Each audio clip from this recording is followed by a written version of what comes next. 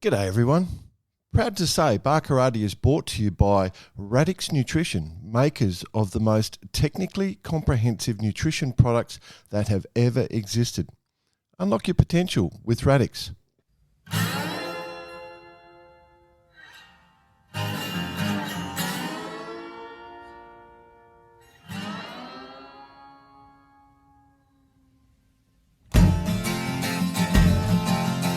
G'day listeners. Welcome to Barkarati the Sailing Podcast. My name's Jordan Spencer and it's that time of the week where I get to hang out with some really cool sailors. But of course I have to share the mic first with my two idiot mates. So first off, let's welcome Mr. Brett Perry. Greetings, Exalted One. Hey bud. G'day all. Hope everyone's having a great weekend. That's all I've really got to say to start off with today. So looking forward to the show. It's good to see you in the mobile studio you've created. You've been doing a bit of time in the mobile studio. I'm actually enjoying it. Okay, good. It's soundproof. It's comfortable. I think there's something going on here. We're working towards it. Okay, cool. Well, let's bring in the other bloke. He had a voice that could make a wolverine purr. Mr. Nick Bice. What year is your studio, BP? 2012. But I would like to say I nearly Commodore. Is it the sports wagon? Yes, no, it's the Equip Sports Wagon leather seats. I would like to say, Bicey, that I nearly upgraded to a Range Rover yesterday. Oh, yeah, right. It could have been, that would have been that's a nice studio. That would have been a nice studio. So what are you rolling? The Bluetooth inside the Commodore for Barkarati? Mate, that's a tax write-off. 100% tax write-off. Jordan Spencer, let's get the accountant on it. Let's all come to you live from our cards. As for me, gents, my studio, well, I'll be leaving the home studio, been home for a week. Things are getting a bit cold, probably time to head north again. Yeah. So back on the Canary, the Kerosene Canary tonight. I'll be keeping an eye out of the right-hand window just for a bit of fireworks over the Hummer Strait, maybe. But what do you reckon? Dodge flying through Dubai. I spoke to Coxie the other day. He went through. It was like nothing's changed. Right. No. So I think I'll be right. But if you don't hear from me, it's been nice knowing you. Yeah, it's been good. Just be safe, man. Back on the road. Just for a quick week away. Bit of business on the road. Then back home. School holidays, then it is the Admiral's Cup, gents. Yes. It is. What everyone's been waiting for at least 20 years. Yes. Yeah. Definitely. There's definitely enthusiasm is what I'll say. It's exciting. It's cool. Yeah. It's super cool. Yeah. All the boats starting to build up and warm up over there. And that kind of sparked what we were trying to do here with this event. Obviously preparation for major events like preparation. That's the key. The key word is preparation. Okay. Thanks, BP. Got it. No podcast required. No, we're done. That's it. Done. Okay. Thanks for coming. Yeah. So that whole element, going offshore, and there's a lot of things that have led to this discussion. What we're trying to do, obviously, with Barkarati is promote the sport. One way to promote the sport, make the sport safer, and we thought, how can we help in this situation? We had the Sydney Hobart report, a couple of lives lost there in terrible circumstances. We've got the Fastnet coming up. Every major race, offshore race, has got lots and lots of history of things, and we don't want numbers to reduce. We want numbers to grow, and we wanted to talk about what you need to do and how to prepare. And so preparation to going to sea is about your physical presence. It's about your safety, and it's about boat management. There's a whole bunch of different things to consider. And we've got a bunch of experts just on our team that could talk about it. But we've also thought we'd reach out to, a couple of people that maybe have gone around the world a few times and are some of the top pros in the world, and also have businesses specifically in this space. So we're actually going to talk to Stacey Jackson from 27 South Ocean Training and Hannah Diamond from Diamond Sports Performance and Physiotherapy about the preparation elements. So let's welcome to the show. Hannah and Stacey, it's great to have you together on Barkarati. Can't wait to speak to you. Thanks for joining us. Yeah, thanks for having us, and thanks, Han, for tuning in from the other side of the world. Yeah, all good. Yeah. The Look, the you marvels guys, of modern technology, eh? eh? Well, The marvels of modern technology. even funnier with you sitting in your car in the middle of nowhere, BP. Well, I was going to touch on it a second ago when your lovely wife, came out and asked for your order from the supermarket. It's kind of why I'm in the car. Oh, is it? You're on the supermarket run. I love it. Okay, so obviously with what we said in the intro, the goal around this is all about preparation for going to sea, and you two have spent a fair bit of time at sea, and you've also, have businesses around helping people. So I'm really interested if we could open it up. Like, I want people to be safe when they get on a boat and when they go to sea, and I want them to have the right thought in mind and what questions they should be thinking. And like, if I said as an opener, I'll start with you, Stace. And it's the same question for you, Hannah. What's the most important thing that someone needs to do when, maybe doing like a Hobart or a Fastnet or something like that? Yeah, I think the preparation is the most important part to a well-executed campaign. So whether that's for yourself, and Hannah can talk more about that, or the safety side of the boat, or your teammates around you, is that you've put yourself in a position where you're comfortable and you're happy to be there. And then from that, all the steps can keep proceeding forward, and you're getting to know the boat, all the equipment, but it's just that being happy in the scenario in the first place is what, I think is the starting point to going offshore. Yeah, and I think from a sort of physical preparation perspective, one of the most important things is sort of understanding your own self and your potential limitations. So, offshore sailing especially is an endurance sport. And so if you were doing an endurance event on land, you would definitely put some preparation and training into training your body for that. So why do we think when we go to sea, when we're, at risk because we're not close by to land, that should be any different? So I think it's just sort of highlighting that and making sure that people, you don't have to be able to run an ultra marathon to go offshore sailing, but knowing your own sort of capabilities in that environment leads to a better sort of team environment on board as well. So just giving some consideration to that is really important.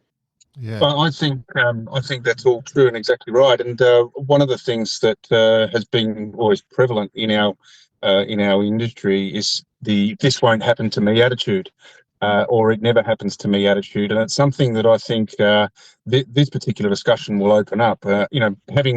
Having competed in the '98 Hobart and coming off of a fairly bad situation in the Southern Ocean a year before that, I felt like I was really personally prepared for something like the '98 Hobart. And how do you sort of get across that point? How do we get that point across to people that are going to get on a boat that this could happen? It's not something that happens to other people. This does happen to everyone. Yeah, and I think that's one of the lines that we always at 27 South Ocean Training, where we teach the Triple SC course. There's beautiful. My first plug. I love it. You like that? It was smooth, wasn't it? You barely knew it happened. Well, we do say, because as it's like right now it's a requirement, and I think they've just upped it to 50% for the Sydney to Hobart. So 50% of your team have to have completed the Triple SC course. Yeah. But what we do point out when we're teaching it is the scenarios don't choose the 50% of the crew on board who have done the training. Normally everyone ends up in the scenario. So for me, everyone needs that basic training. Yeah. Not just a box ticking situation. It's a bit like driving your car. To drive your car on the road, you have to have a license. Not like 50% of the time when you're driving, you have a license, sort of thing. So I think it should translate into our safety training as well. Mm. Interesting. I'll give you a scenario. I was having a chat to someone, and they were doing a 300-miler offshore race, 11 people on the boat. They got on the boat and started sailing at about 9 o'clock at night. The owner said going down to go off watch. The navigator went down to go off watch at the same time. And so eight of the 11 crew went down to sleep. He was telling me that there was no watch system, so nothing had been decided. There was no food on the boat, so that no one had actually got the food. The navigator went down with actually giving them a course. and all these sort of different things. And I'm just going, how do you do an ocean race like that? Like, are people genuinely going to see with that sort of lack of preparation? And I'm just intrigued if you know, like, to me, if I'd been on that boat, I would have just turned it straight to the next port and jumped off, you know, like that's what I would have done, because that's not safe. But I think if you guys hop on a boat, you know, Hannah, with you, we're going to come more specific about the sailing preparation and the build up into it. But, you know, you've got all those miles and experiences. Well, if you get on a boat, like, what are you looking for in terms of what do you reckon the best model is? Like, you know, one person in charge, you know, you've got a boat captain that's making all those decisions, or a full program beforehand, you know, where everyone's allocated roles. Like, they're the things you should be seeing. Is that right? Yeah, 100%. And I think it can work in different ways. I don't think there's one sort of model that you can apply to every boat and every team, but there's definitely some fundamentals which I think are really important.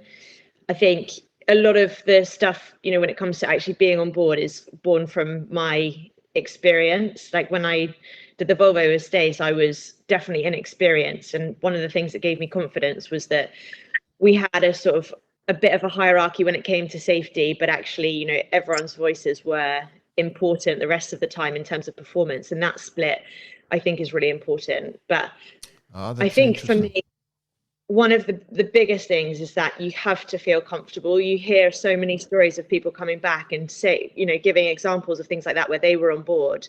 And I'm kind of thinking, you don't have to go sailing.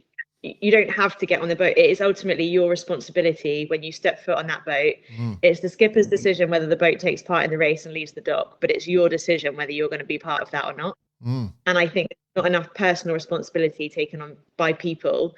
I don't want people to come back and give those stories. I want them to say, actually, you know, I got to the dock, I saw that we didn't have any food, that we didn't have a watch system plan. I didn't question it. I just got on board. I want to hear that people said, I wasn't super happy about this, and I'm putting myself in a position of risk potentially if I just go along with it.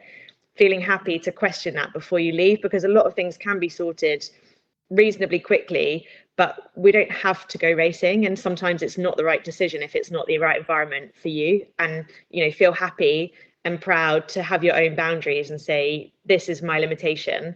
I love this sport and I want to do it, but not at any cost. And I think that's really, really important.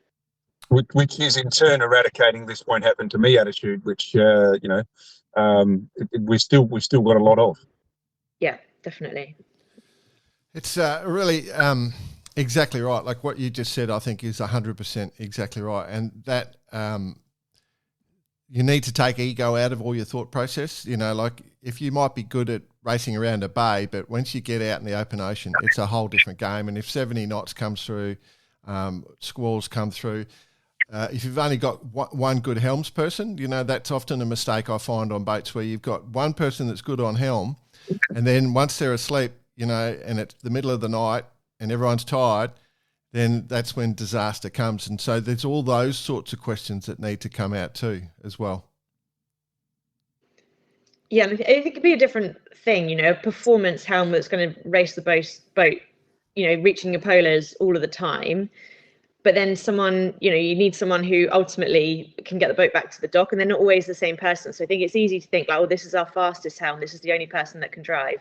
It's a different thing. You've got to spend the time in the training to build up the skill set of your crew. So investing in that time beforehand to make sure that you've got the resilience within the people that you've got, and invest in the people that have signed up to your campaign, whether it's a Sydney Hobart, a Fastnet race, or, you know, even to the level of the ocean race. You know, all this, it's such a multi-dimensional sport, and investing in your crew upskilling is one of the key parts that you can do. 100%.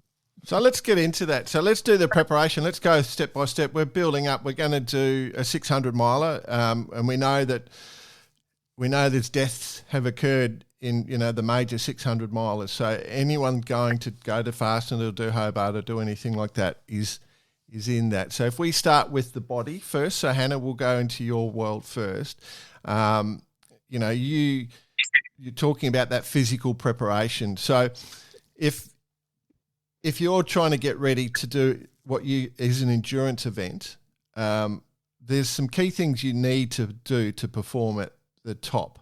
And, so what's the build up? How would you, what would you recommend to people in the build up to a major event like that? Is it 1 month, not the day before, I'm talking months, the build up over 6 months or 3 months or whatever?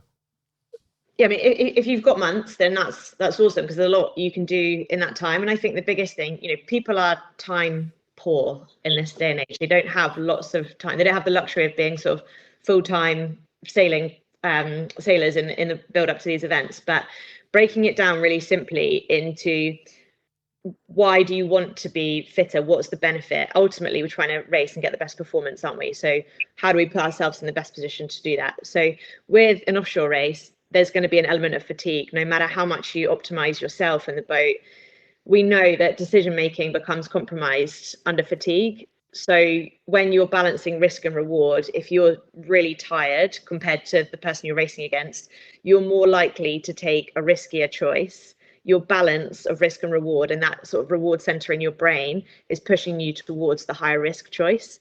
So firstly, being aware of that. But secondly, if you can improve your cardiovascular fitness, so the World Health Organization for general healthy population suggests that you try and do 150 minutes of cardiovascular exercise a week. So in 2.5 hours, and that can be broken into different chunks. So for most people, actually, that's a pretty good place to start.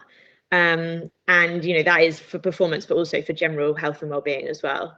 And then if you think about sort of the mechanics of the boat sailing, anytime you're doing a physical task, if you can improve your balance and stability on the boat, so anyone who's going forward of the mast, and Stacey, this is more your area than mine because I try and stay a little bit further back. But I remember seeing you up there once. I remember that. Yeah. Like wet moment. Without your jacket on. Yeah, probably you were the one person to see me up there that one time. But no, I think it's all about making those tasks efficient. So working on your balance and your stability makes those tasks quicker, essentially, so you can get back and be righting moment in the right spot. Or if you're sailing shorthanded, you can be back trimming and paying attention to the boat speed of the boat. So there's definitely sort of different components which are really important. One of the biggest things, which I think, if you're going to invest in one thing, it's building your strength. And that can be from really simple sort of circuit-based training, compound movements. So your squat, your deadlift, your bench press and your bench row. So if you just did those 4 movements in a combination and then did some work on either single arm or single leg, if that was all you were going to invest, then that would be sort of your biggest bang for your buck, because you're improving your resilience. Every task that you're doing is going to happen faster. So if you're driving and you don't have powered winches or don't have a pedestal, if you can get that kite drawing quicker, get the boat moving faster, why wouldn't you want that? And it also has a lot of benefits for sort of injury resilience and also sort of preventing illness. There's lots of, when you're walking around the dock in a race village, lots of bugs and things going around. The fitter you are, the more resilient you're going to be to those sort of bugs. And once those things are on board, it can be a nightmare. So just sort of taking ownership of your own health, it's going to be more enjoyable if you're feeling healthy as well. And I think the confidence part of it is massive. To speak to performance, if you feel like you're in physically good shape, you feel like you're much better prepared to put in a good performance, and that's ultimately, I think, what most people want from these races. One of the things about keelboats, and when we go right through the depth of a field, for doing some of these events, often we have older people or people that are carrying injuries, they may be ex-India, they may have come into the sport late. Keelboat tends to get more people that started the sport late. And so there's some of those natural muscles and skills they're developing them still, or they're working around an injury. Obviously, if you're in that sort of situation, is it best to go, what should you see? Like, you should, obviously someone like yourself, but like, what process should you go through? So I think if you're carrying an injury, it obviously sort of depends what it is, the severity, how long you've had it, and a lot of different things. I think, for me, a physiotherapist is the place to go for that, for your rehabilitation, to make sure that you're not at risk of further injury, but also they can physios should be well trained to rehab you to a level where you can compete in a sporting event. So that's definitely something that should that would be your sort of first port of call. And I think sailing's a amazing sport for so many reasons, and one of those reasons is that you don't have to be one type of body type, one type of thing. For me, this is all about being like the best version of yourself. So if you're 70, we can't make you 30 again, but what we can do is optimize you in yourself, take all of the sort of niggles and things that you've had across the years and improve you to be the best version of you. Because ultimately, I think a big part of the reason that people want to race is for that sense of satisfaction and achievement, that they've put themselves through something that is quite challenging. So let's put ourselves in the best position to put our best foot forward and do that. But I don't think everyone needs to have a personal trainer. I think there's a lot more sort of generic stuff now, and I'm hoping to kind of disseminate some more of that information over the next couple of months to help people be really sailing specific, because there's lots of great people who will make you super strong, but just bringing it back to the sailing side of things. It's a huge point, Hannah, because if you did speak to your physiotherapist or whoever you've been talking to and say that you are, that you're into sailing and this is what you're doing, they should be able to tailor some stuff for you. And that's probably a good way to go about it. So you can say, listen, I'm trying to do this, and they could give you some core exercises, balancing exercises, and all that stuff that will be, you don't necessarily need to go and lift 100 kilos on the bench to be a sailor. No, not at all. And and that is one of the amazing things about it. There is a role for everyone, different body shapes, different body types, different ages, different experiences. Like, let's look at Jordan. Yeah. I have to I'll back that Sorry, statement up. I work with my physio between injuries or just the general upkeep of the body, to work in, because Hannah and I, we're literally in the same boat, in the sense that we're not the biggest people on the boat, especially in the ocean race. Volvo ocean race, when we did it, we were doing the same jobs as the 100-kilo guys, but we were just making sure that we were maintaining ourselves capable of doing our version of that activity, sort of thing. Yeah. And I think that's super important, and not to be put off by the fact that you aren't. We had this conversation just recently. The 50-kilo sailor was complaining that she doesn't get rides in a certain place, but then the 100-kilo guy's like, well, I don't get half the jobs you get, and it's just, you just got to fit in where you can, and like Hannah said, be that best version of you for that position. Yeah. I think BP, you said one of the things you said was core.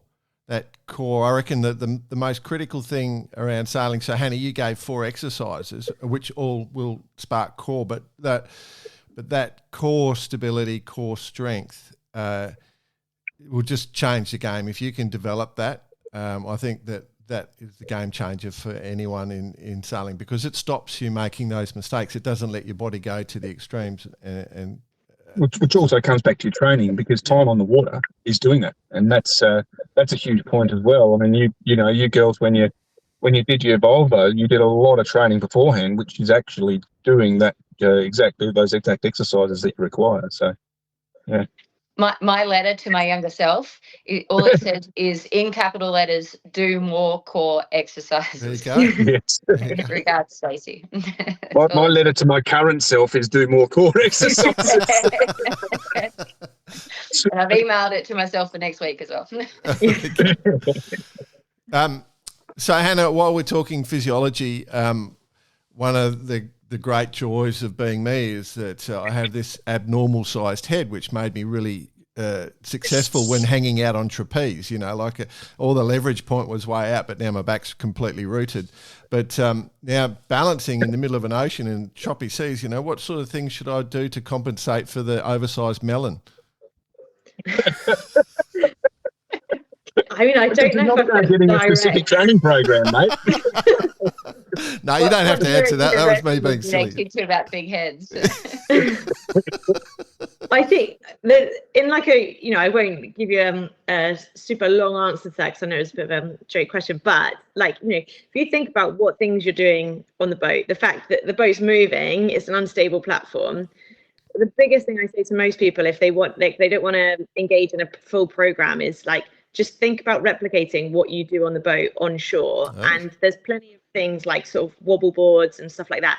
You can fake that unstable surface, and just spending more time compensating for that unstable, unpredictable movement underneath your feet, and trying to do controlled tasks. So whether it's lifting a weight, or whether it's doing some more sort of concentration based task on one leg, on 2 feet, spending more time doing that is definitely going to help. So don't try and overcomplicate it. You don't need to spend days and days and days doing it. It's just think about what's your job on the boat, how can I replicate that and do it more frequently than the Saturday and Sunday training I do in the lead up to races.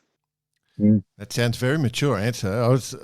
That's such a grown up answer. I appreciate that so much. I was sitting here thinking all the training we used to do when on my university days, where we get just a little bit too drunk and suddenly we're on a very unstable platform, and what we were trying to do then. So, Different sort of unstable, Jay. do you remember? Yeah, exactly. But great sea legs. Do you remember any mistakes personally, like when you've got on a boat and you've just gone, oh, you know what, I wish I'd done something differently? You don't dob yourself in, or you could name somebody else. You don't have to put names against it though. But do you remember seeing big mistakes on boats? Certainly seen them. Like, it's I reckon it's flawless if someone hasn't made a mistake. And probably the best part about it is how you recover. Like, you could crucify the person for the mistake, but you can it's that teamwork moment again where you can recover together. That's right. Yeah. Every mistake's a lesson. I'm not going to tell you that time when, Bob did this, but Well, that's what I was hoping you're going to do. But no, what you did though, very cleverly was say, how you deal with the mistake, right? Because every mistake is a lesson. You know what I mean? And so rather than getting angry about things, you take on the lesson, that goes to part of your work you do, I think, with some of the stuff you do with your coaching. Both of you, I'd say, in the coaching roles you do, we actually work around and talk about, just debriefing situations. That's one of the greatest measures you can do. A mistake is one of your best learning curves. It's hard to learn when you have a perfect day. Perfect days are awesome, because they look good on the scorecard or whatever. But, as a team, you will move forward quicker with a mistake, as long as it's not, not a costly one, obviously. Doesn't put the short team to work that night or anything like that. I guess it comes back to what you said earlier, Hannah, about being the best version of yourself. I don't know if you guys have seen or know Scott Shaw. He's currently working very hard, working towards a Vendée 2028. Now, he suffers terribly from seasickness, and he's been documenting and putting on social media his training program for that. And believe it or not, he came up yesterday, and it was a very interesting thing. He's got these VR goggles replicating being on the water, but he also went down the park and sat on a swing and swung back and forward. So the crazy part is there's this 50-year-old man in a park swinging a swing with VR goggles on, trying to work out how to solve his seasickness. Now, he was using different patches. He's been going down and testing different patches, but a perfect example of knowing your limits and boundaries and your flaws, and trying to work out how to improve them. So, there's lots of different ways to do this, isn't there? Yeah, 100%. One of the biggest. Sorry, go on. Yeah, you go ahead. Mine wasn't going to be sensible.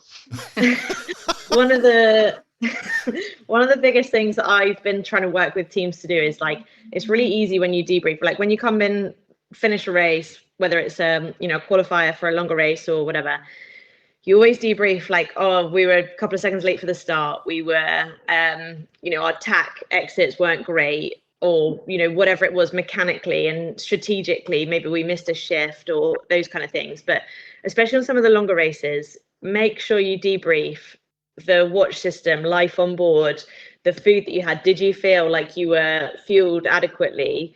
Are you racing as hard at the end of the race, at the finish, as you were at the start? Because one of the biggest things that's easy to forget is everyone who you're racing against is going to be tired. So if you can be 1, 2, 5% less tired than them, that decision coming into the finish doesn't discriminate against whether that happens, at the start of the race or the finish of the race. And if you were given that advantage at the start, you'd definitely take it, but it's no less meaningful at the end. So make sure part of your debrief is including those sort of human factors. Was your watch system, did it work for you? Did it work for everybody? Are you rotating your crew kind of appropriately? Include those things in your debrief, because there's the same value on them as whether you pulled off the best sail peel of your life. And I think that's often forgotten. It's easy to talk about, we dropped the kite in the sea, that lost us this much, but actually, how much did you lose by all of you being knackered for half of the race? And being honest. It's the thing you don't train in either, right? Like you don't go out and practice, right? How or who is going to make the food, and does the galley setup work when it's rough, or if we're on port, or it's the boxes that you don't tick off until generally the race has started, and you're like, oh well, whoops, we forgot the kettle, kind of thing. What do you call it? Unhydrated. Freeze-dried. Powdered freeze-dried. Well, you don't need to boil the water for radix, so that's the safe play on that one. But I mean, good plug, by the way. Hey? It was a good plug. I appreciate it. Yeah.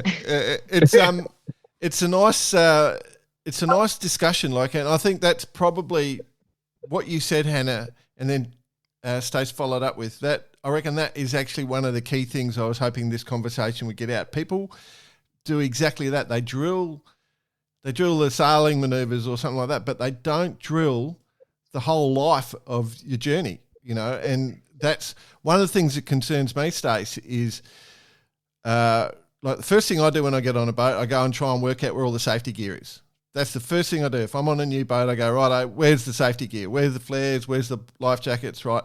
Where's the man overboard button? Where's this? So I go through that process, and I try and make that my habit. But I'm intrigued as to how many people do that.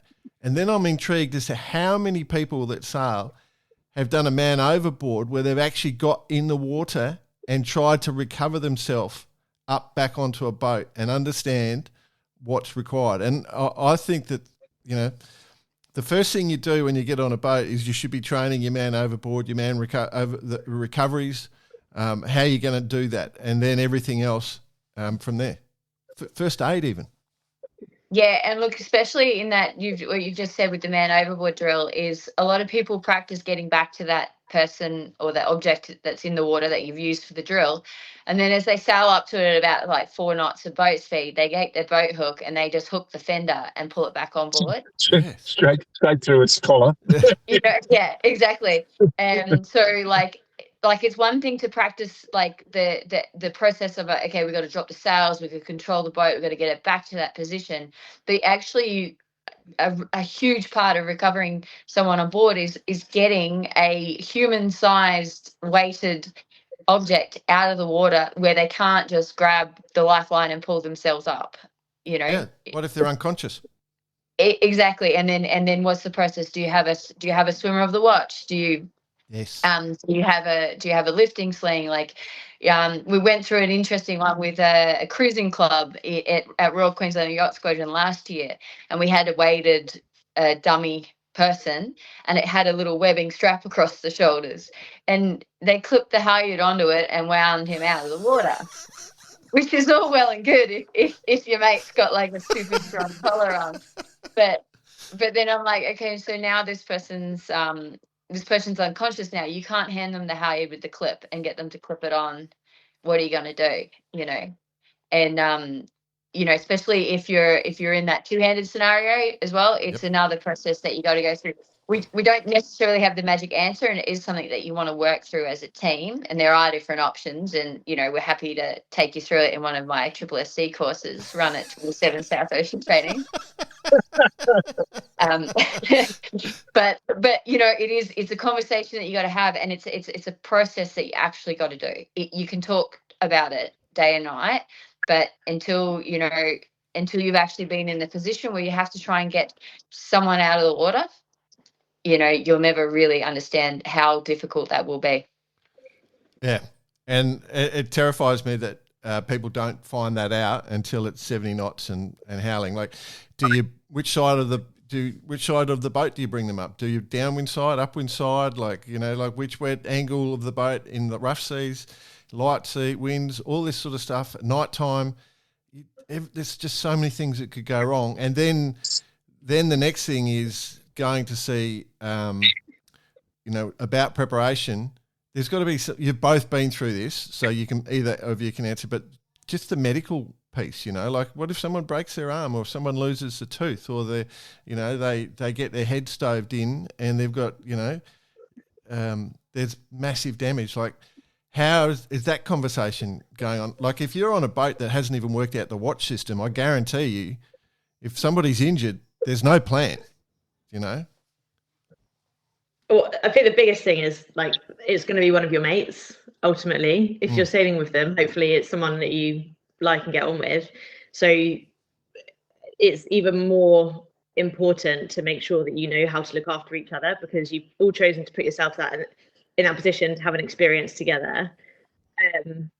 I think from my perspective, it's sometimes quite scary. Like, I'm not a doctor, I'm a physio, but at Diamond Sports Performance and Physiotherapy, I'll just do Stacey's work for you. Yeah, come on, Hannah. Thanks, Jordan. But I think Stacey and I have been in positions where things like this have been really important, whether it's retrieving a man overboard in really difficult conditions or responding to a medical incident on board. And you're not always going to have doctors on board or nearby. You need the crew to be the first responders. And I think, taking some personal responsibility for upskilling yourself, because like you say, you don't know who that person is who's going to be either going overboard or ending up with a serious injury. So I think you've got to assume that it's the most qualified person that's going to be in that position, and then everyone else is going to need to deal with it. So I think, it doesn't necessarily matter what the rules say. I think as a culture on board, it's really good to have some good medical awareness, because events like that are rare, but they're not, they do happen. And so let's put ourselves in the best position to help out the people who are ultimately our mates who we wanted to go sailing with in the first place. So one of the solutions in this, and I'm hoping that people are listening to this, because there's a lot of people that listen to the show, and I'm hoping the people that do listen start thinking about preparation. That's the whole goal of this episode. One thing you can do is you can bring a coach on board to coach sailing technique, but you can bring a coach on board to coach about how to run a boat and what the things you should be developing, and develop a program. You can actually build a program around all these elements, can't you? It's not just sailing that you need to be coached on. Yeah, I absolutely. Like, I think, sorry, Hannah, I beat you. I think, sailing is actually, it's one of the smaller parts. I think it's probably an equal part in like 5 or 6 other elements that are based between, say we're doing a Hobart or a Fastnet race. Like, it's the boat preparation, it's the selecting the crew, it's having the right equipment and the people who know how to use it, the crisis management. And I always say in my safety courses, I always say when it happens. Where are those safety courses? Oh, they're at 27 South Ocean training. Okay, yeah, sorry. Based in Brisbane, yeah. Just across the road from Diamond is a physiotherapist. No, other side of the world. Yeah. No. So, but I always say when it happens, when someone falls overboard. And I know it seems a little bit dark or whatever, but, a law of averages, the more you do it, and for me, I'm going to do it forever. So things are going to happen, so you've just got to assume that it will happen eventually, and quite likely to yourself, because like I'm the constant, I'm always there. So, I always do say that. So look, I think maybe that's the next business I can start plugging, is like the overall preparation sort of, maybe Hannah and I can go into a business together here. We'll conquer the world. Business, global. And then it's the personal preparation as well. It's like 5 or 6 like major elements into, and sailing is just one of them. The sailing training, like the tacking and the driving and the sets and stuff, is just as important as the planning and the structure that goes into a sailing team.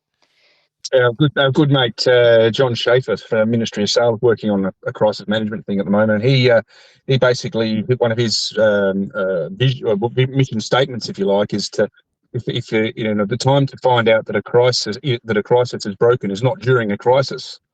The crisis management system is broken is not during a crisis. Sorry. So, if people go to seed with that in mind, saying, we really need to know how to manage this crisis before the crisis happens, you can sort of, you're already halfway there.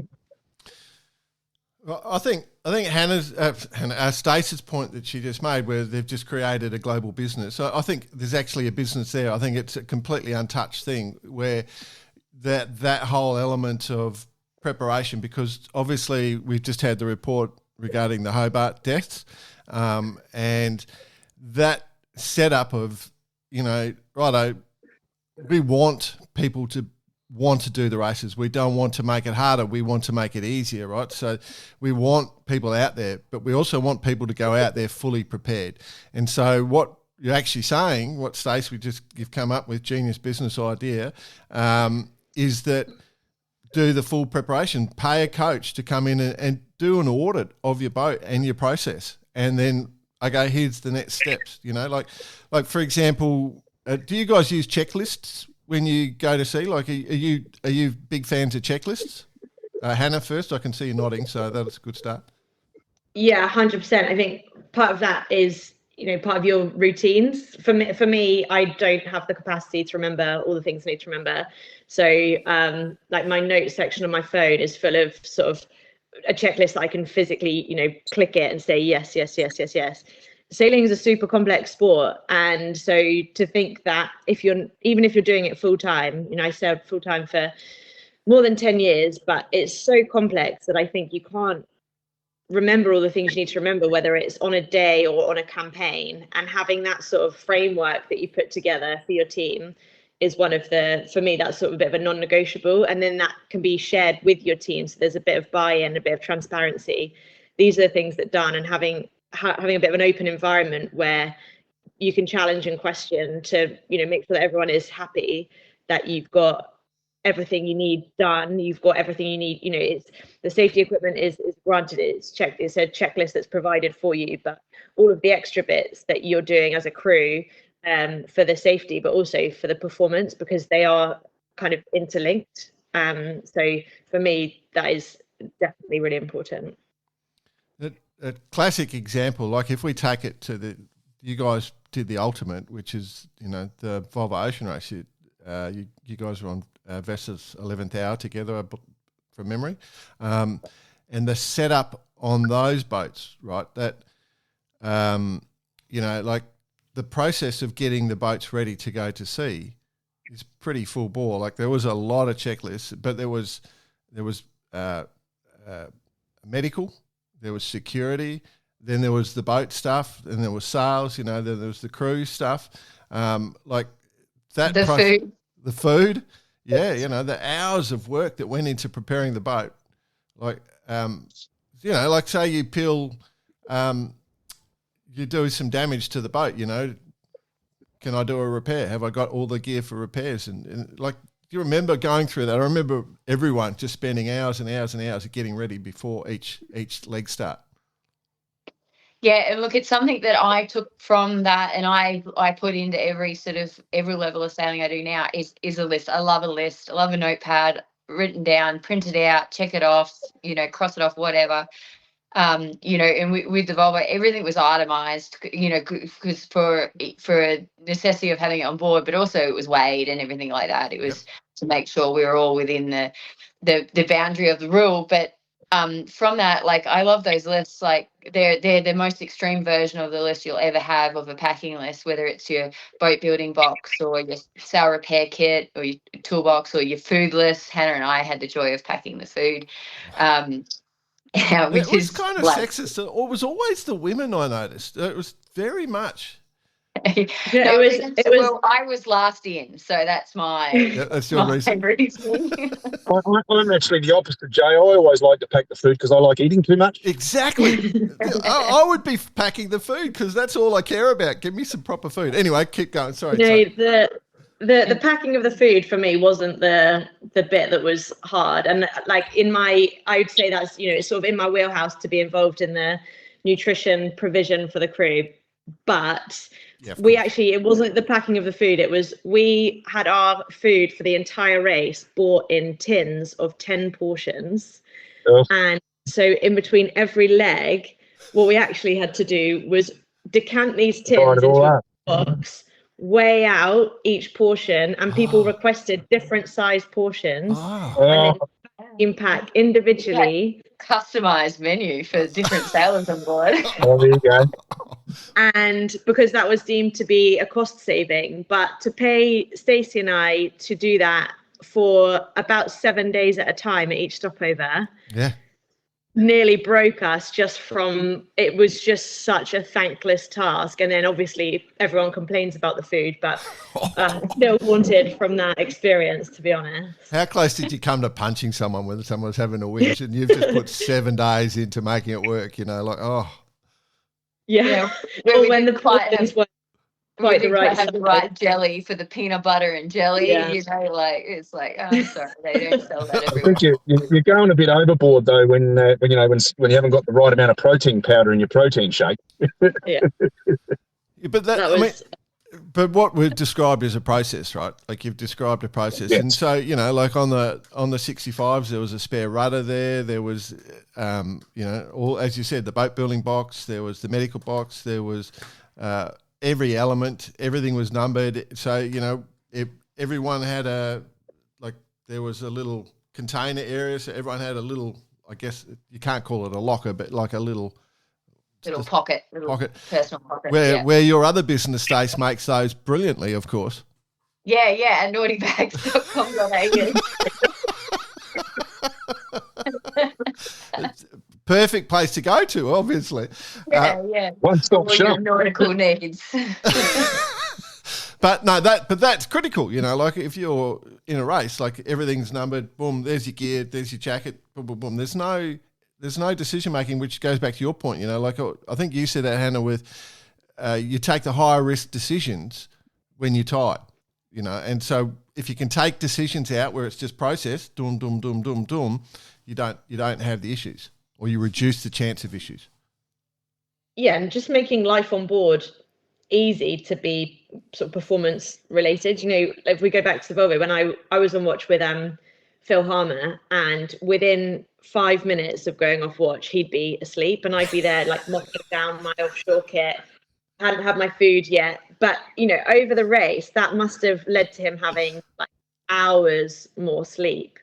Because, you know, that was his 5th race at the time, and it was something that he prioritized. Like, if I just get to sleep, then, you know, over the leg, that's going to accumulate to quite a significant amount. And so just things like that, making life on board easy to prioritize what you need. So if it's storage, if it's hanging your kit, like, you know, whether it's your safety kit or whether it's just your offshore gear, that can become your safety gear sometimes, you know, your PPE to go on deck or whatever you want to call it. All of those bits do add up to performance. So I think, why wouldn't you, if you're going to invest tens of thousands of pounds, hundreds of thousands of pounds in some cases on sales, hardware, you know, boat maintenance, we've got all these people looking after the inanimate objects, but actually your biggest asset is your crew and the people on board. So, yep, great point. Yeah, so like, and on that life on board, you know, you can get naughty bags to make your nice little toothbrush holder or sunglass holder or whatever. But and when you on board the leg, we had a bit of a wipeout, and our personal pockets got dislodged and fell down into the bilge.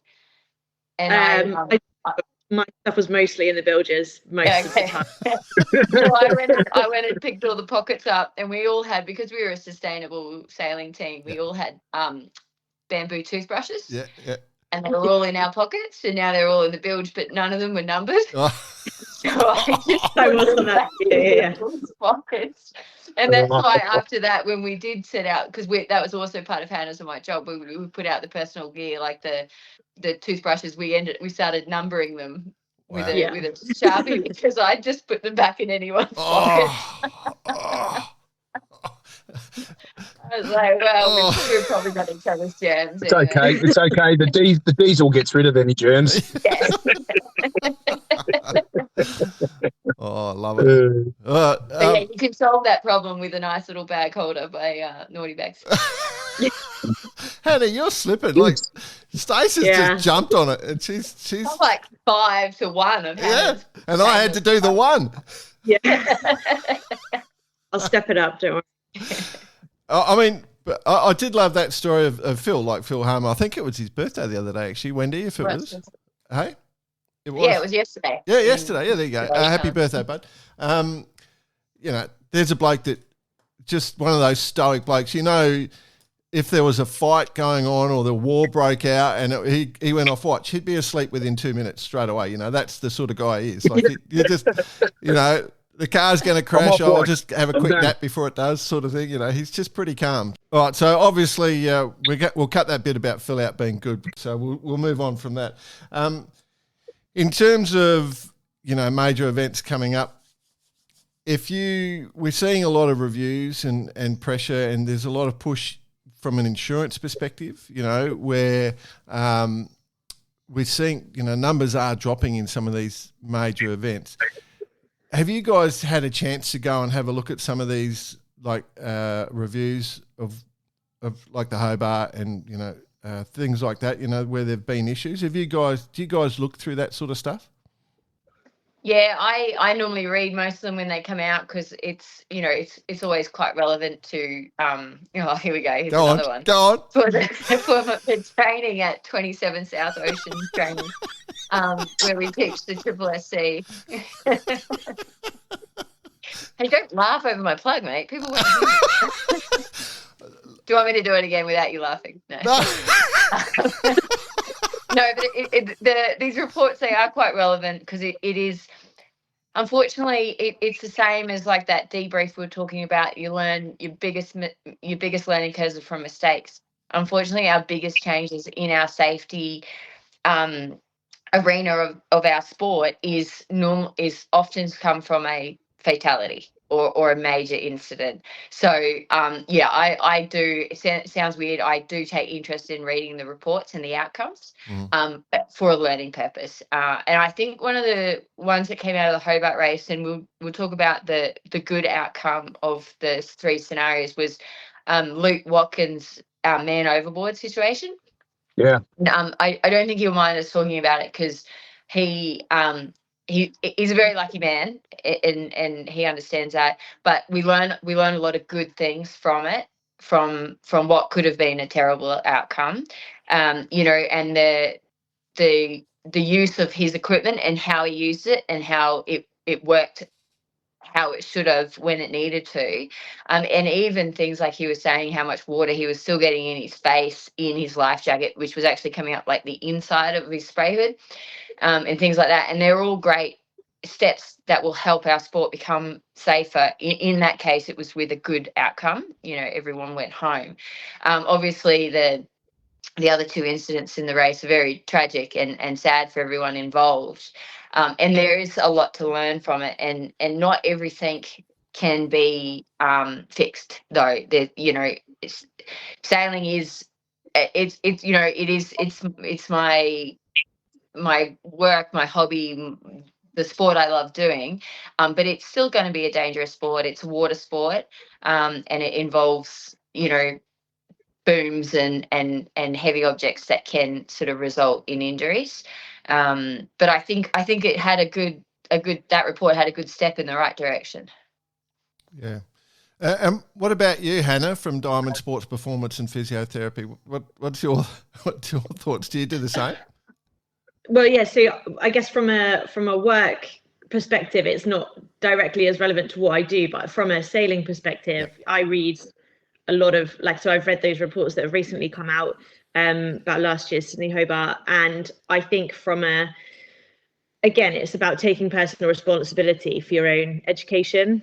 And if you're not sort of keeping up to date on things like that, safety should never be an afterthought. And so if you're going to take part in a race, like we've got the Fastnet race coming up in just under a month's time here, and it's really important that people are aware of the risks and how to mitigate them, but also sort of just keeping up to date. I just feel like there's such a big personal responsibility. It's not always on the skipper. They have plenty of responsibility, but just educating yourself in sort of best practices, because when it comes to it, it's a team effort, and you can't rely on one person disseminating all of that knowledge at a time when you need it. So I read a lot of information that comes out, such as these reports, just because I think it's really important to know also what sort of the industry representatives who've been involved in that have the ideas that they've come up with, and way practices are going to move going forward. So I think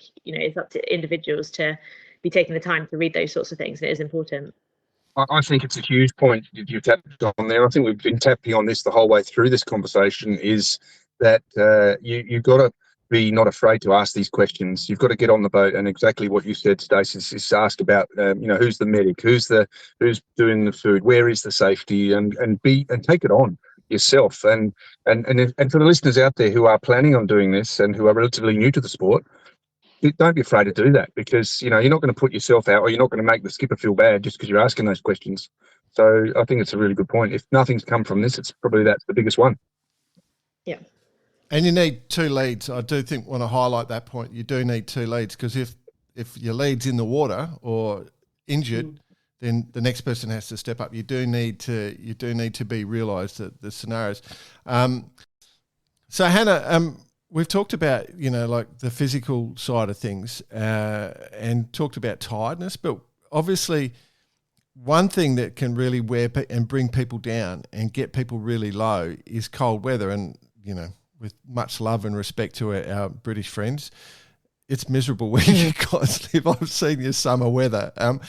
If I had to sail in the conditions you guys sail in, you would find me like in a bunk, wrapped in, like a sleeping bag, and not moving. Like I wouldn't be out there, and it's so cold. And does that affect your performance? And how can you sort of prepare or protect yourself for that? I'm thinking for Stacey, because a good Queensland lass about she's been going over. She's been complaining to me, so I know she's on the way back. Take some notes. I mean, Stacey has been through the Southern Ocean a number of times, so it's definitely not that cold here. But you make a good point, and I think we must love sailing, because it's not always that glamorous here, and we still go out and do it. But it actually makes us feel more respect for you guys, I'll be honest. Like when we look at some of the footage and you go, you guys are amazing. You've produced so many great sailors in conditions like that. It's just insane. You've got a passion, Well, I got to say that I've spent months there over the last couple of years, and it baffles me as to why. But anyway, as we go. Anyway, enough bagging the poms. Just let's have an answer. Let's get to the serious side of it. Well, on like a sort of physiological level, if you're shivering, that is producing some tiny muscle contractions. So your fatigue is going to be instantly higher. That has a physical toll on your body. So when we're talking about being efficient, trying to keep rested, trying to optimize ourselves for performance, keeping your core body temperature up is the key to that. And like something, the best way to do that is to keep dry if you can. So some of the faster boats, lots of water over the deck, it's pretty hard to do, but having good breathable kit and good base layers underneath is really important. And don't sort of neglect the use of sort of hot drinks, one for a big morale boost, but also to help maintain that core body temperature. So, you'll have your tea, coffee drinkers, and that's why Stacey says like checking that your cooking facilities work on board is one thing. You've got to be able to eat, but on a serious note, like actually being able to warm someone up with a cold drink is, again, it can have that performance benefit. So that's definitely sort of key. But I'd say the biggest thing is don't let yourself get cold. By that point, it's almost too late. So really have a plan for what kit you're going to wear before it gets dark. Put your extra layers on. Make sure you wear, actually, this is quite a good one. The first leg of the Volvo, I was swapped in as crew member, like last minute. I wasn't supposed to do that first leg. The inshore part of the race, we did a couple of windward lewards in Alicante. It was hot. But ultimately we're doing an ocean race. We're about to set off around the world. And this might have been the one time I ended up on the bow. Yeah. Exactly the moment I was talking about. Full of pets. boots and a t-shirt basically. So my trousers filled up from the inside. Yeah. All over. It's all over. And I luckily that was only a 7-day leg, because like the skin issues you can potentially have with having salt water running through your thermals. Didn't have any spare clothes for that leg because we knew it was going to be a short one, and that was like my sort of rookie initiation. Welcome to the Volvo Ocean Race, you idiot. Wow. Kind of thing. So those sort of things are really important because you can't recover from them. You don't have the opportunity to dry out properly. And if you get cold after that, then it's pretty hard to warm up. So be the person that's a little bit overdressed for the start, because especially, if we're talking about the Fastnet going through Hurst Narrows, you don't have a chance to go down and get changed, put a spray top on. Like, you need to be starting in the kit you're going to spend that first day in. And that's actually really important. Is it? I'm not sure this is true, but it's one thing I've heard is that you lose 30% of your body heat through your head, right? And I'm not sure that's actually true anymore. It's maybe a bit of an old tale. And I have been comment, Joe. Hey? No comment. Well, no, I was going to say apparently I lose 110% of my body heat through my head, so that's what I've been told.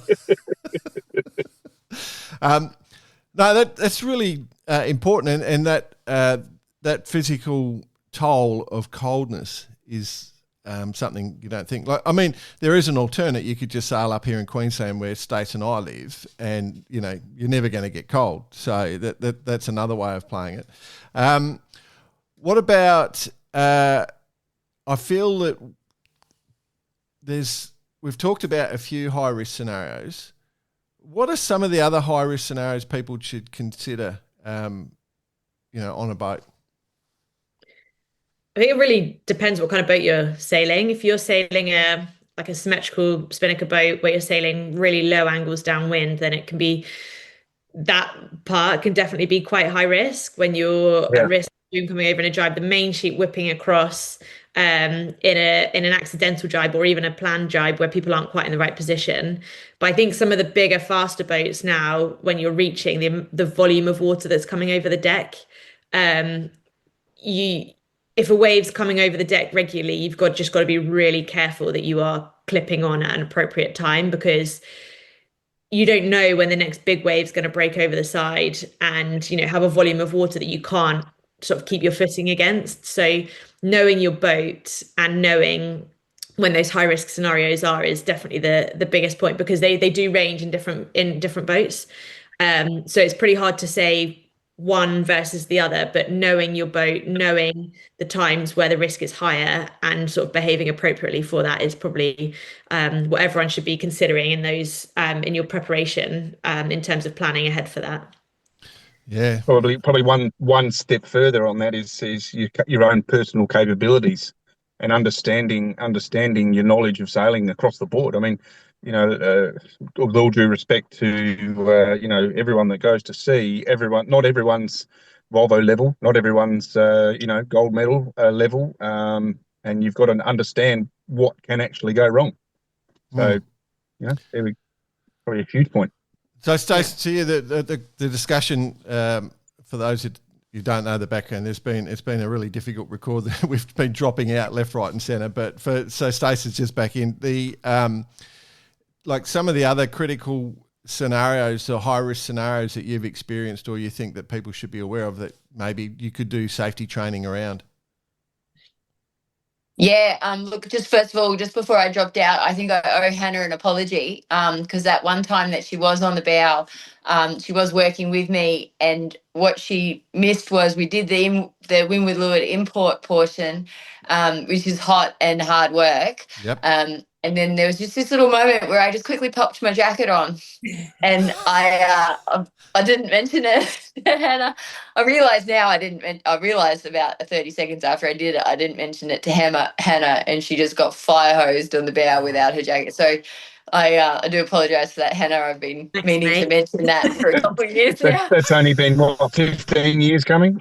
Yeah. 10 years coming? Yeah. And so, and I will get to your answer real quick, Jordan. And the other thing Hannah was talking about, and this is a couple of topics ago now because I keep dropping out. Hannah talked about the hot drink thing. And so I owed you an apology, but I will also give you a thanks now, because I don't know if you remember and whether it was a big deal for you or not, but Hannah and I were opposites in the Southern Ocean, Yeah. and we just took to making each other. The process to wake up your opposite watches, we'd go down and, you give them the 20 minutes to get dressed, and then we would Glove to the face to wake up. yeah, or perhaps it was a little bit longer in the Southern Ocean. But we actually took to making each other a hot drink. So when we got out of our bunks, we had a ready hot drink to go. And I don't know, for me, it made the next 4 hours a little less painful. Southern Ocean. So Yeah. But Stacey, is it true that you used to stir Hannah's hot drink with Phil Harmer's toothbrush, though? yeah, but you didn't know it was his because they were all unnamed and they fell in the bilge, so it could have been anyone's toothbrush. Oh, dear. What does diesel taste like in your cup of tea, Hannah? All right, I think we're out of time here, kids. It's been a ton of fun, especially to catch up with two people I really enjoy hanging out with. So, and you too, Brett. Thanks, Joe. But and thanks for all the cutouts that we've gone through for this, for the listeners. If you could see it, it would blow your mind. But very grateful for you two for joining us and providing what I hope will be really insightful discussion for everyone going to see. So yeah, thanks so much to both you, Hannah, and you, Stacey, and of course, feel free to plug your companies in case you haven't mentioned them at all. Hannah, you can go first. Yes, well, I'm sort of under the name of Diamond Sports Performance and Physiotherapy. So trying to help people put their campaigns together with the real physical preparation in mind and helping people manage their injury, niggles or concerns going into kind of any kind of sailing, but specifically this year looking at some of the 600-mile offshore races to help people get the best result that they deserve. Very cool. Nice work. Way more professional than any of my plugs ever are. That's awesome. I'm going to sign me up. I'll be in sunny England next week, so I'll come by and check out the business. Yeah. Nice. I love it. And I genuinely think the idea you guys came up with that global business, you guys could actually create something where you're coaching on both sides of the globe for teams. I think there would be a take-up for that. So, I think is a great one. Again, thanks for both for joining us. Well, best of luck over the wonderful warm season in the UK. Thank Cheers. you. Thanks a lot. Yeah, good on you guys. Cheers.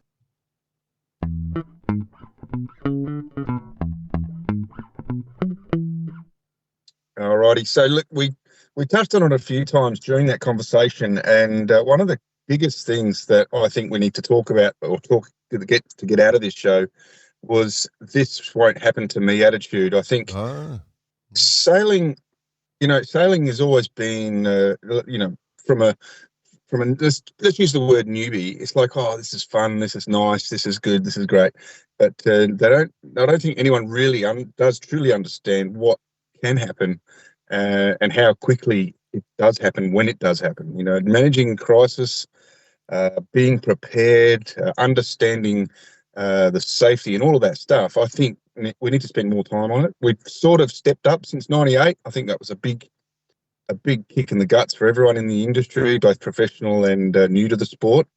But it got a bit lazy for a while again. And obviously the Hobart, the terrible situation in Hobart last year, re-kicked us in the guts again and opened up to more thinking about this. And I think it's really important that we do touch on this more and more.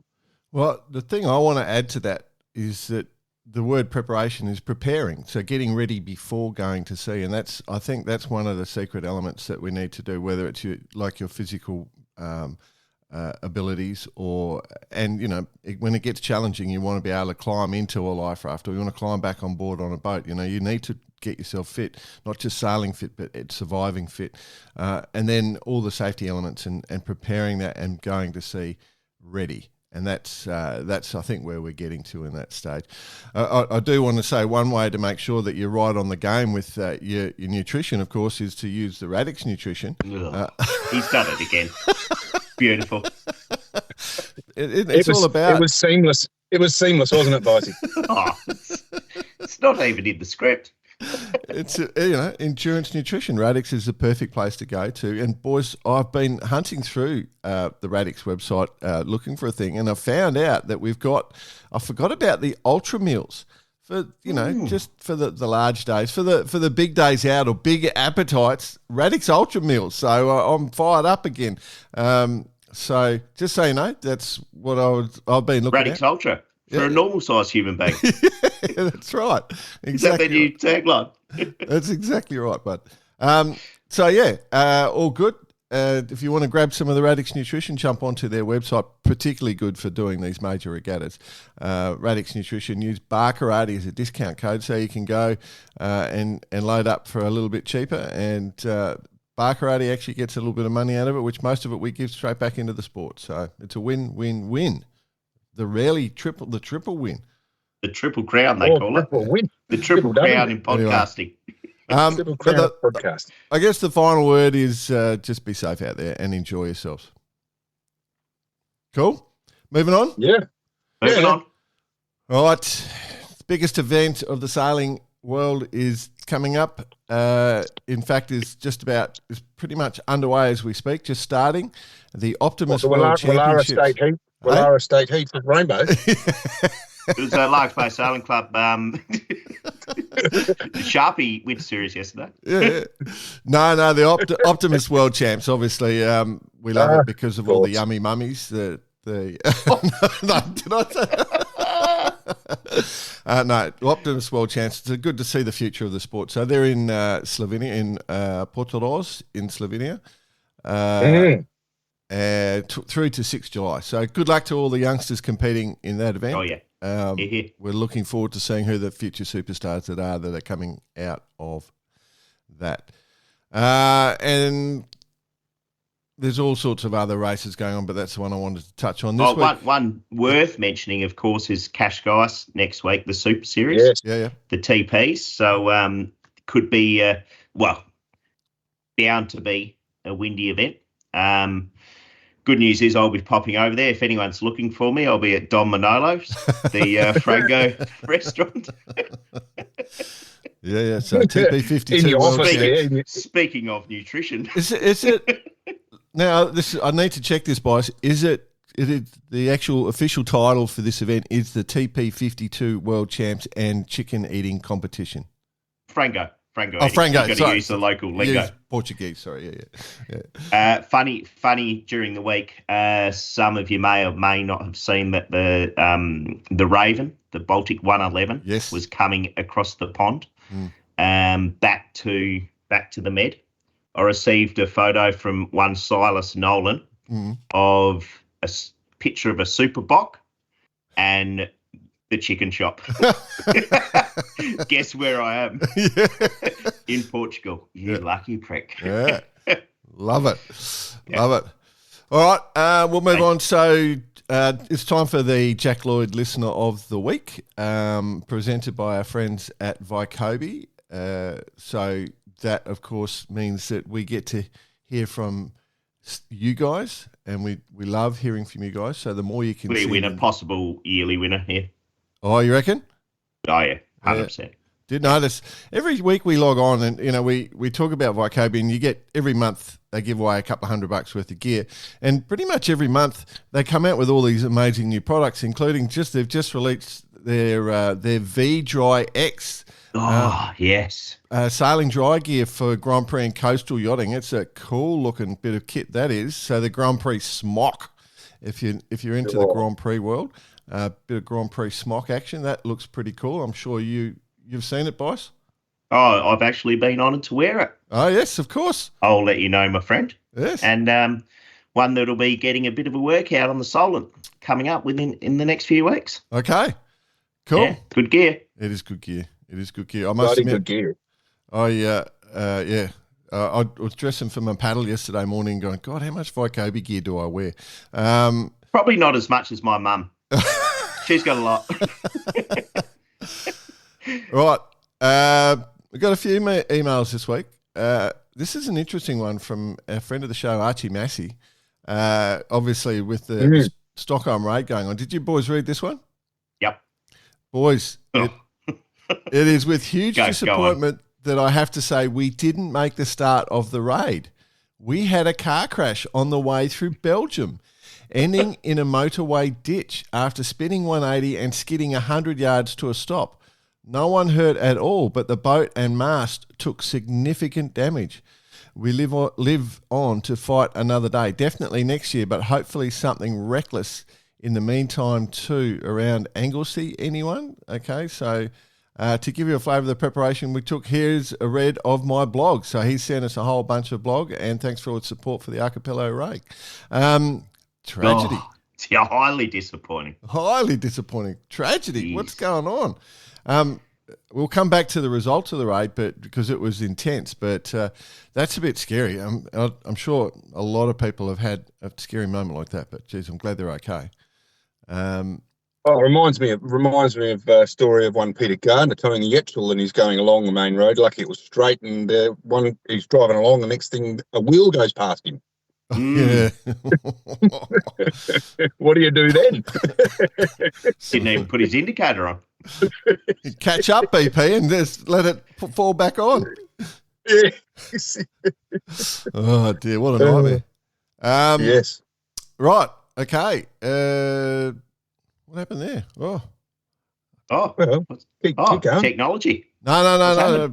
I lost my emails. Just dropped out. I've had a bit of issue with them, but I'm back. So the other one is He's back. Jody Shields, long time listener, first time. No, Jody, one of our favourites on the show, has come through and said, "Hi there, my name is Jody, as it says at the top. I've been a long time listener of the world's best podcast. I actually stopped doing my own top rating podcast as you guys are just too good. Anyway, I have listened to every podcast from day one. It's my Monday morning ritual as opposed to my Monday night ritual, which I cannot disclose here. I have noticed lately that the threesome has been reduced to a twosome. The quality of the podcast hasn't been diminished by the reduction, but I do feel that when it's only Jay and BP on the podcast, it reminds me of listening to two old blokes from the Muppets, Statler and Waldorf. We, the listeners of this fine podcast, deserve better. My idea is that Barkarati has a reserve list of presenters, which actually was always the goal, from Adelaide that they can call on each week when the man with the voice of a Wolverine cannot make it on. Surely the fourth leg isn't that busy each week, or maybe even have Fritz on. Standby mode. Having three people each week is vital to the show's success moving forward. Wow, it's that heavy. Now, please don't take this criticism too harshly. I only have the best interests at heart. By the way, I think it's about time a slightly overweight, some would say fat, slightly balding, sex-deprived wongy bloke wins Listener of the Month. Or PS, when are we doing a mid-season Sale GP chat? So much to talk about, and this only gets spicier. Jade, hey, is that the one you were talking about, BP? I'll give you the what happened prior to this. Jode sent me a message just asking a question about something. His business must be suffering because all he does is send messages all week, is all I'll say. Go on. Anyway, then by the time we've discussed a little bit of business, and then he goes, "Oh, by the way, good to see you have finally made it back onto the podcast." My response, "Yeah, need to get those other blokes back on track. Sorry if they put you to sleep."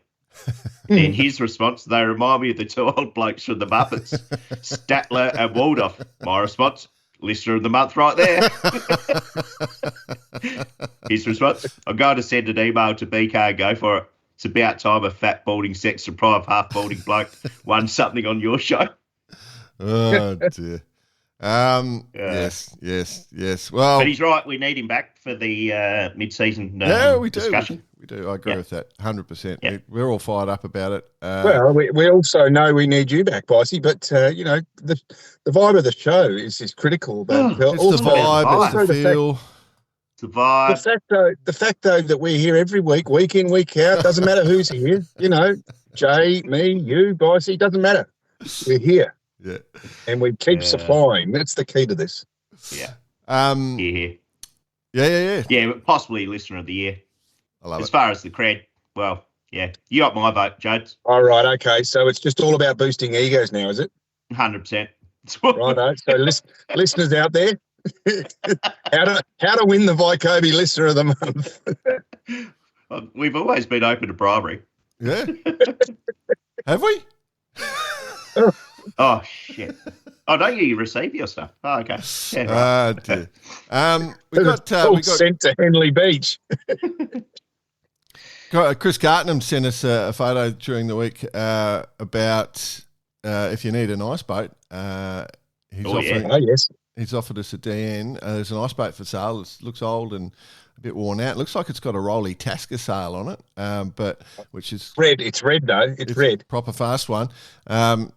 Which is cool. So thanks. But yes, we're in. So we'll make that and it's got a wooden mast. Is that still modern? I don't know. Yeah. Oh, yeah. Old is modern these days. We need to. Yeah.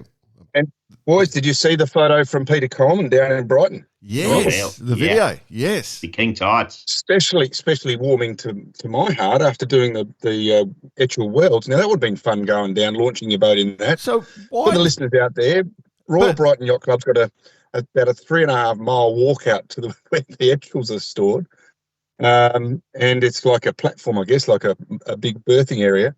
Well, it was completely underwater. Unbelievable. When I looked at the video, I did send a note back saying, why didn't they build the hard stand on hard turf rather than in the water? Like, it was just unbelievable. Like, it was up to the knees. Yeah, big storm surge. You know what it is? It's global. What do you call it? Global warming. It's the future. No. It's the future. It's a self-launching hard stand. Yeah, that's right. You can launch once every 4 years. you just lower it into the water. You don't have to use a crane. You just got to be all ready at the same time. That's all. Yeah. All right. Cool. Anyway, so, moving forward. So, listener Jody's coming on strong. There's a couple of good ones this month. We'll announce it next week if I remember.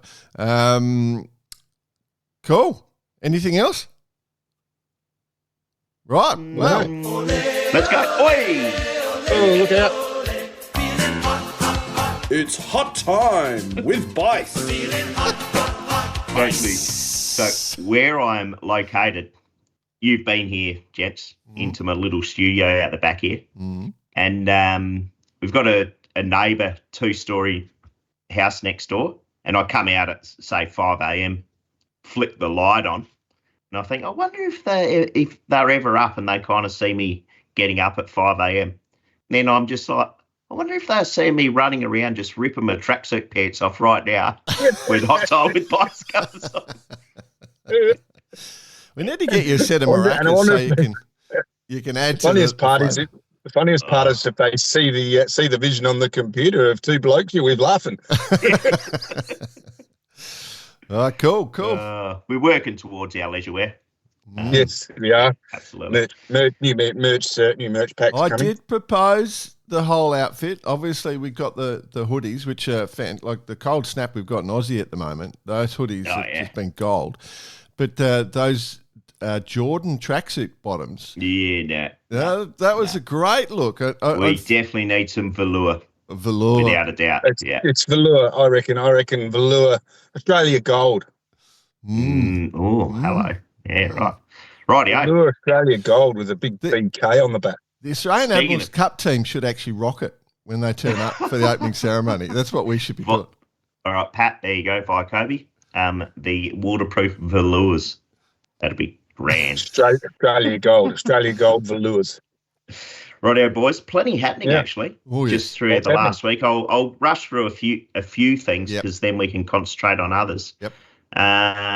No particular order, but big congrats to all my mates on the Choose 2 Transatlantic. Oh yeah, they had the win. Just did the race across and only finished the other day.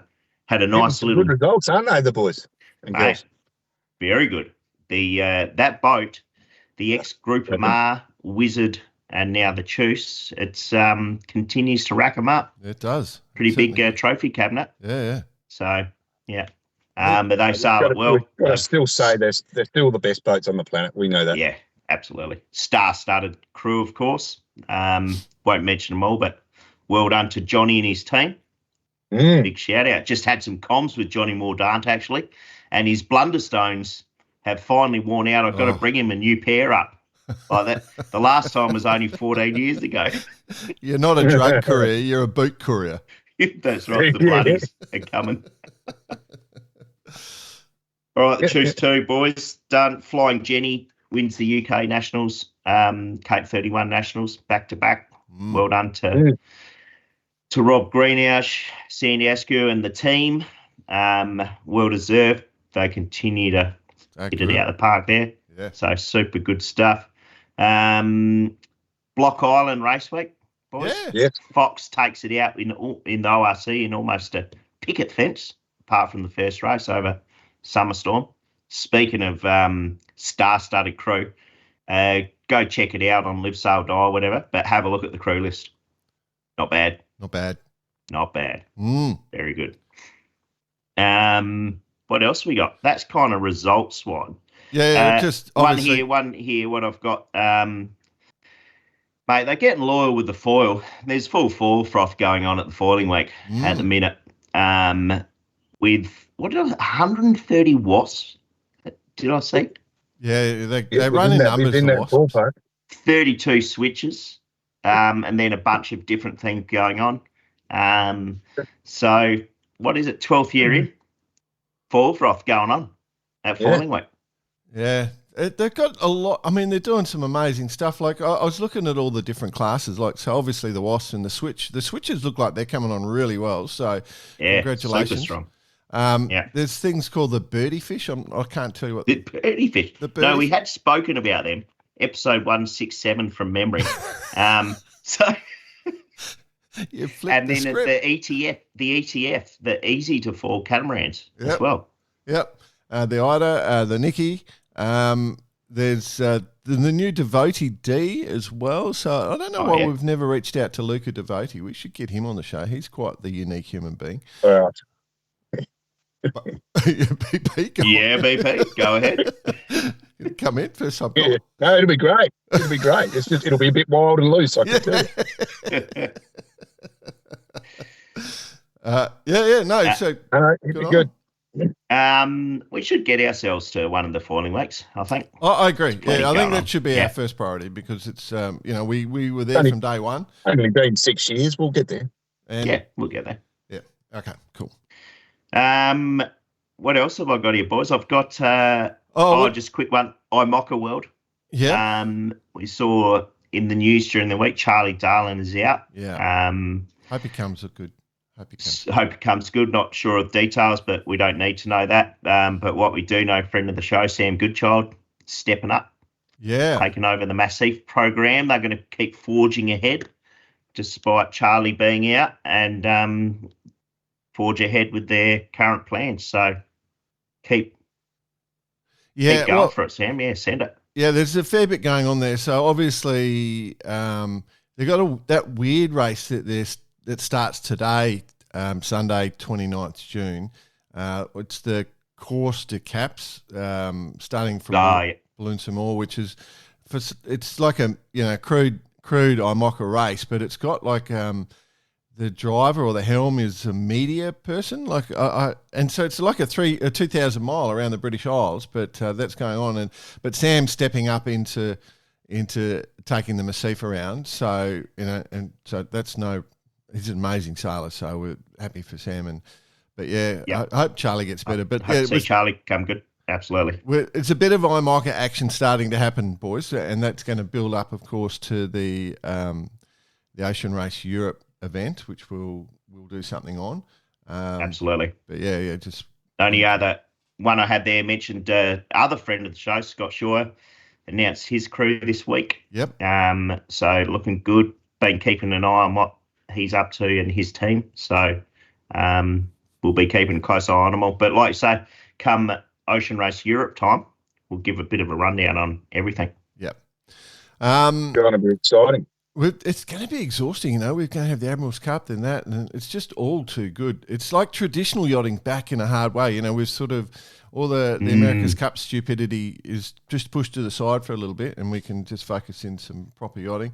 Obviously, Keel Week was on during the week as well, and that's massive. There's so many different classes. We won't mention it, But another fantastic event in Kiel. If you've never done Kiel Week, go and do it. If you're a dinghy sailor, make sure you How would you pronounce it, Jordan?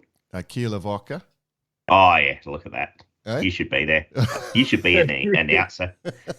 Yeah. Oh, Well, so much pronunciation talent, hasn't he? well, boys, we're going to have a special guest who's pretty much been the voice of Kiel for many years, a lovely lass who's a very talented sailor.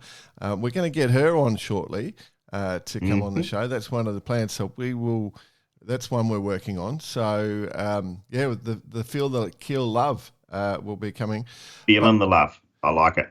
The other thing we got to mention, of course, though, is there's been some fantastic videos coming out through the week, some photos of all these F-18 cats zooming around Stockholm Archipelago, the raid, and it's just finished with a big, real close battle. So there was sort of 3 teams going into the last race with 4 points separating them. And the sort of the standout team in the raid's been the Carlson Nordblom team. I think they've won the event 3 times in a row or 3 times overall. Yeah, right. They only needed to finish in the 4th or better to win, and they went the wrong way into Sandham, and so they ended up 5th. The Aussies took the line on us. But they were in the end beaten by the Argentinian team, which is Echefolk and Rosengren. Yeah, so quite well done. So it's a high point scoring system. So there was 1 point difference on a high point scoring system is a whole lot different to 1 point on a low point scoring system. But basically, 3 boats finished within 1 point. 158 points, 157 and 157. So that is insane. So some great video. It looks amazing. A tiger. Eh? Yeah. It's why we race. It's just a dream. It's so cool. It's amazing. So I did have plans to ring the guys during the week and do a few little records.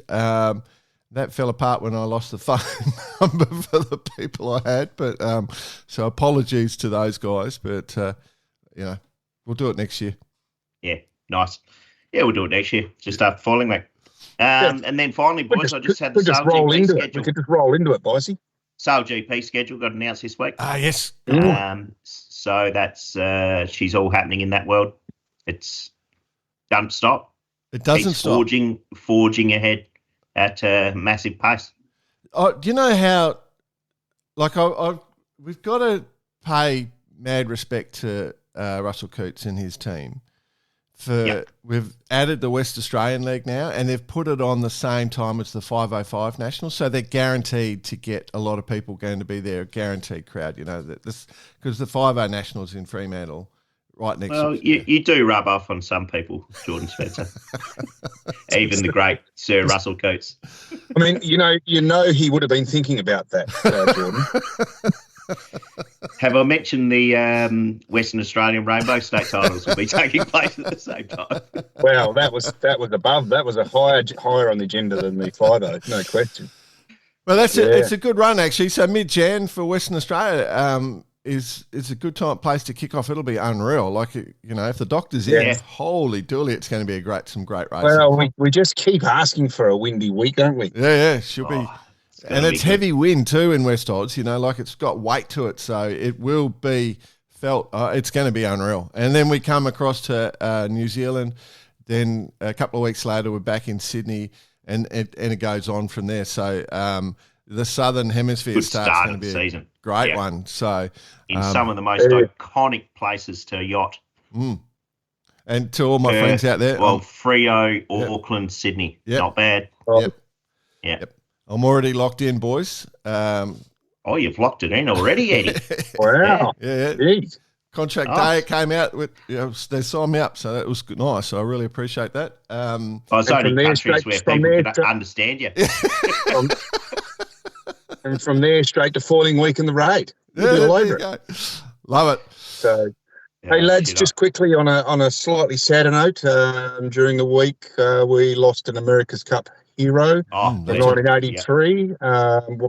one Huey Trahan. So we'd just like to pass on condolences, obviously, to the family and friends, but absolute guru of the sailing world. And so, that was a bit of a chat at the Palace on Friday night amongst the America's Cup legends that sit around the 16-foot skiff table.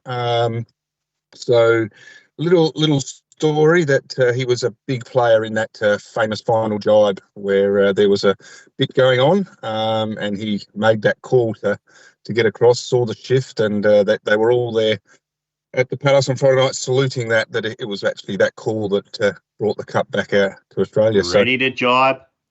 Jibo. Yeah, that's it. It's good for the tactician to make a call. So that it's good that he did his job. Well, it was one of those calls though that I know. It was balls and all, wasn't it? Yeah. But anyway, Hugh Trahan, Lally. Cool. We're done for the week, boys. Done. Yeah. All right. Well, thanks for listening, everyone. Appreciate it. I hope this show was of real value to you. And if it sparks conversation or any ideas or thoughts, certainly reach out to us at cheers@barkarati.com.